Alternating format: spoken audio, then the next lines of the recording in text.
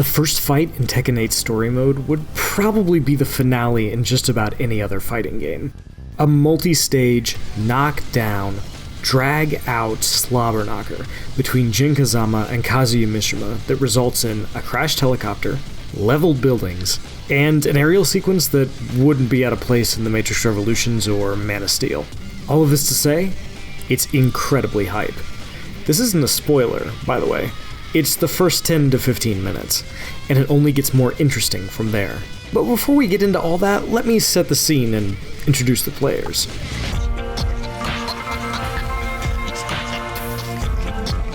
I spent about 3 hours playing Tekken 8 this past week. I started with the story mode.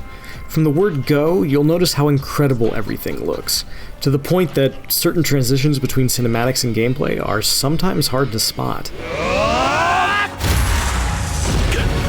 And then there are the fights themselves. Alternatively brutal, wild, and unique affairs that change depending on what's happening in the story. What struck me most was how intimate many of the fights felt. Things going badly for your character in the cinematics, you might start the next scrap at lower health, or be unable to use certain techniques. Alternatively, you might also have access to special moves that would be too powerful for normal play, or gain access to new stuff when the plot calls for it. There's a sense of continuity and escalation to the fights that many fighting game story modes don't have, and being able to fight the same character several times in succession helps sell the uniqueness of their fighting styles, their relationships with the other fighters, and the stakes at play.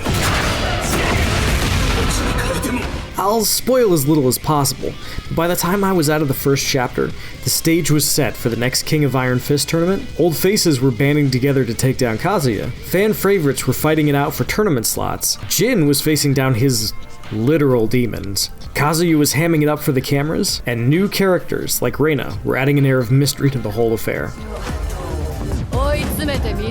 How would it all play out? I didn't know, but I was excited for each fight.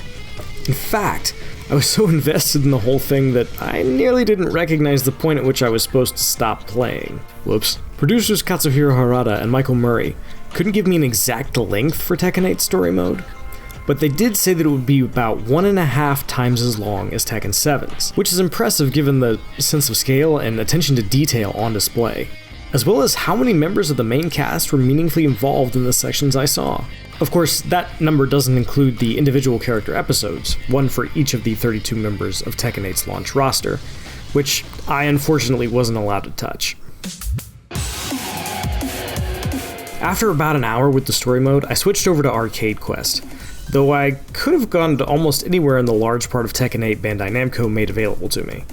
I picked Arcade Quest for two reasons. First, because as someone who found my love of fighting games in the arcades of yesteryear, I was eager to see how Tekken Project had approached the mode after seeing so much of it, but being unable to play it during our October IGN First coverage. Second, because Murray told me Tekken Project envisioned Arcade Quest being the second stop for most players after they completed the story mode.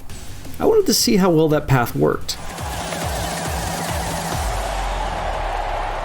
If the story mode and father-son showdown between Jin Kazama and Kazuya Mishima is where most lapsed and first-time players will be introduced to Tekken's story and world, Arcade Quest is where they'll pick their character and start their journey toward Tekken mastery. This mode drops you into the shoes of a Tekken newbie who has joined up with a squad of Tekken fans excited about Tekken 8.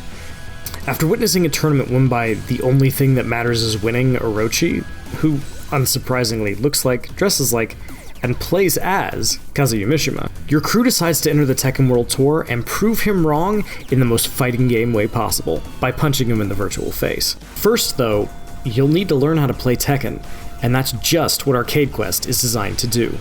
Your friend Max, something of a Tekken expert, will sit down and show you the basics, teaching you how to do basic combos or use mechanics like Heat Smash. In a normal fighting game, you'd be sped along to the next lesson, but after Max teaches you a couple of things, you're turned loose in Gong, your small, local arcade, which, according to Harada and Murray, is more representative of a Japanese arcade than some of the other ones you'll encounter later on. From there, you're free to challenge other players, each with their own different playstyles. Of course, you've got your core group of friends. Prim is all about using Tekken's character customization to show off her style, and her character reflects that. Beat is also new to Tekken, and focuses on landing flashy moves. Nick is the competitive type, and secretly hopes to farm you for rank points. And Max just wants you to have fun, but you can challenge anyone you run into. Each one seems designed to teach you something. One will use different wake-up options each time to throw you off guard. Another really likes to use his heat attacks. My favorite was a player hidden in the back who is a much higher rank than everyone else at Gong. He played an absolutely nasty Feng Wei, and smoked me both times I played him. As you play, Max will give you challenges to complete, using the things he's taught you, and you'll snag rewards for doing so. Other characters will offer rewards for completing certain tasks, like using a heat smash or performing a specific launcher when you play them. Meanwhile, a selection of your character's useful moves will be displayed on screen to help you get started. I used the opportunity to learn Victor, as I hadn't had a chance to play him in previous builds. His fast and flashy, sword and gun focused style is just as cool as it looks in his trailer. I debated sticking with him for my whole run with Arcade Quest, but then I had an idea. Since I was going to learn about my character just by playing them in this mode, why not also play Reina, the other totally new addition to the cast?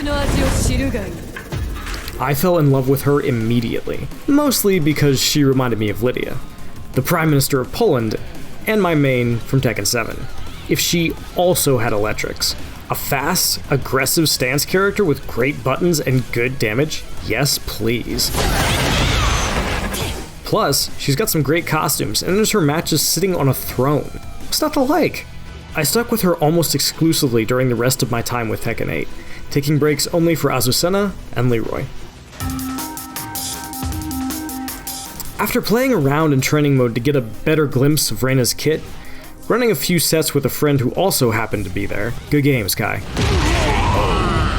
and sitting down for some Tekken Ball, which is just as good and ridiculous as you remember,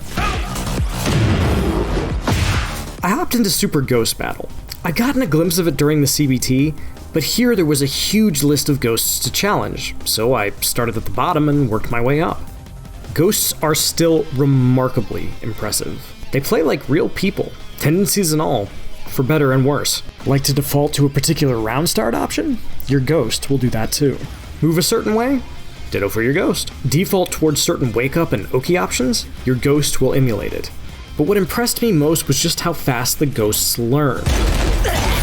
And I'm not just talking about your ghost, which will greatly resemble you after just a few games and quite literally learns on the fly. I'm talking about started responding to my offense and forcing me to go to the next layer levels of learning in real time. The sort of thing you see from real players, particularly at higher levels of play. Obviously, the ghost was just reacting the way the player it's based on would, but when I sat down with Harada and Murray after my play session, I had to ask how they did this. Fighting game AI is notoriously tricky to implement, and even the best ones often default to patterns that are easy to notice if you pay attention. That was just how the ghosts worked, they told me, and yes, they did learn in real time. Harada speculated that Tekken 8's Ghost might be the highest level AI available in any fighting game. We'll need to play the final game to know for sure, but based on what I've seen so far, I'm not inclined to disagree. I left the event feeling that way about much of Tekken 8. It's rare for a fighting game to truly move the needle and advance the genre because of how well established and codified it is. Even truly great fighters often don't manage to do it. But over the last few years, we've had several fighters, from Guilty Gear Strive to Street Fighter 6, push the genre forward in exciting ways. Tekken 8 feels like it has the potential to be the next name on that list. It's a tall order, and we won't know until January. But if you told me Tekken 8 was highly seated in its bracket, I'd believe you. We'll just have to wait until January to run the sets and find out how everything holds up on the biggest stage, when the lights are shining brightest. For more, check out our preview of Alone in the Dark, and for everything else in the world of gaming, keep it locked at IGN.